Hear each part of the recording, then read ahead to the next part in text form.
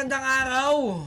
Binomba ang Divisoria, tanggal ang libag.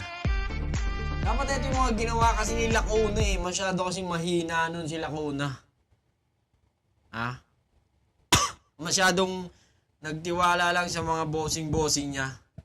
Yung mga alaga niya. Nagtiwala lang. So, naging dugyot ulit ang Manila. Ayun, napansin ng mga tao. Talo. Diba? Kung nagpakitang gilas din sana si Lacuna, may posibilidad na magkakahera sila ni Isko.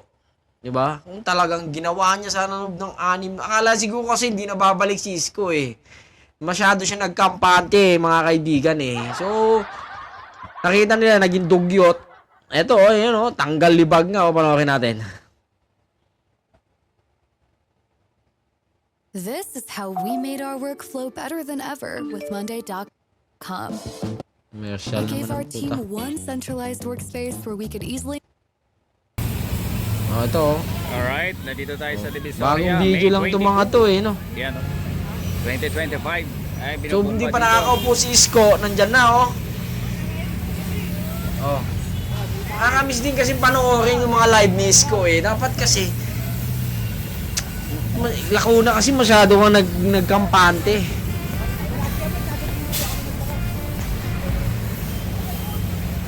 Akala mo, hindi na babalik ni Buang.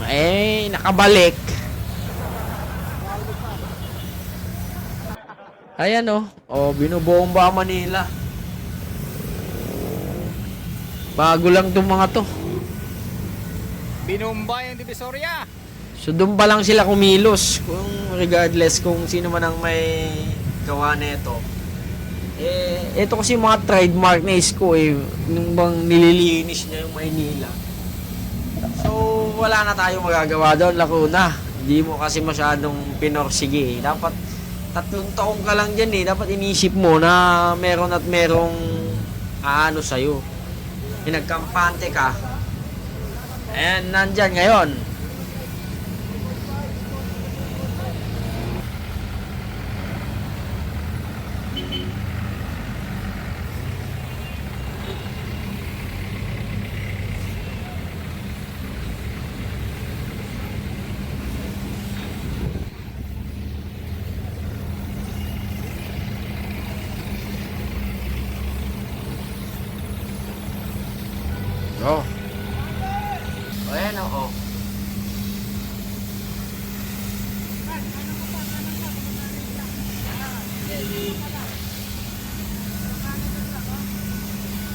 Ayan yan yung sinasabi. Dugyot na Maynila. Ngayon, dumating si Isko. Nandiyan na naman. Nak ng teteng. Pahiya ngayon si Lacuna. Yan kasi, sa susunod kasi, magsilbing aral sa inyo yan. Kung baka, binigyan kayo ng isang pagkakataon, kahit man taon pa yan, 3 taon lang yan, mabilis lang yun. So, ang gawin nyo, ibuhos nyo na lahat ang mga nakarapat, mga legal na hakbang para sa inyong mga sinasasakupan.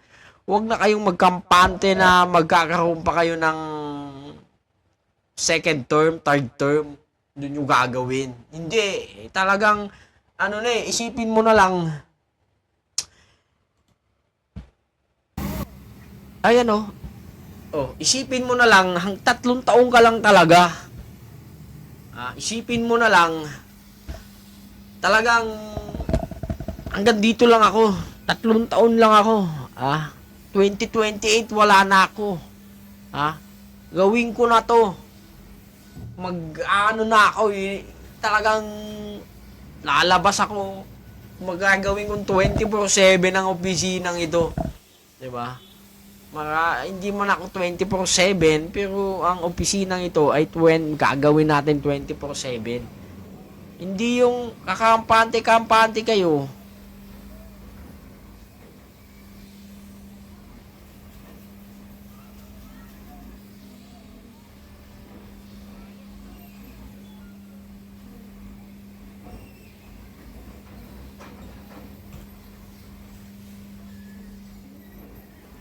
Ayan, nasilat tuloy kayo. Oh.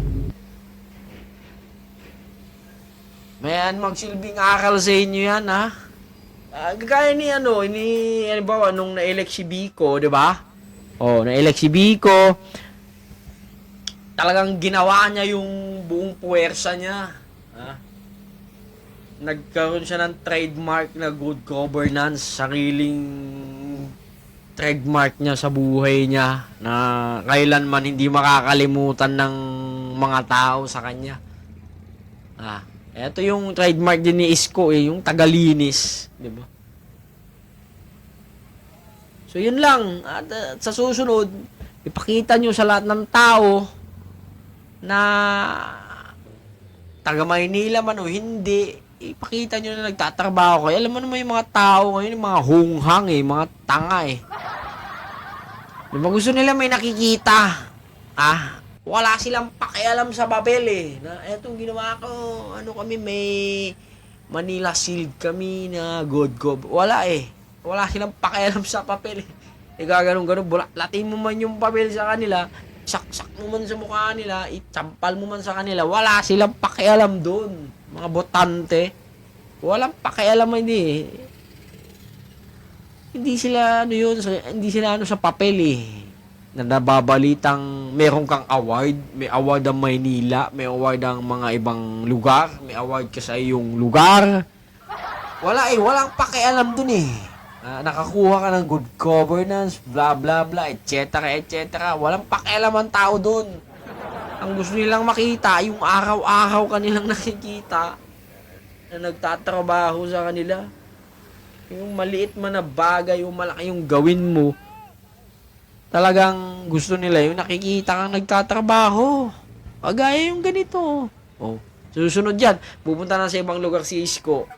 Ibang lugar ng Maynila. Dapat linisin niya yung yung sa Tondo. Di ba? So yun lang.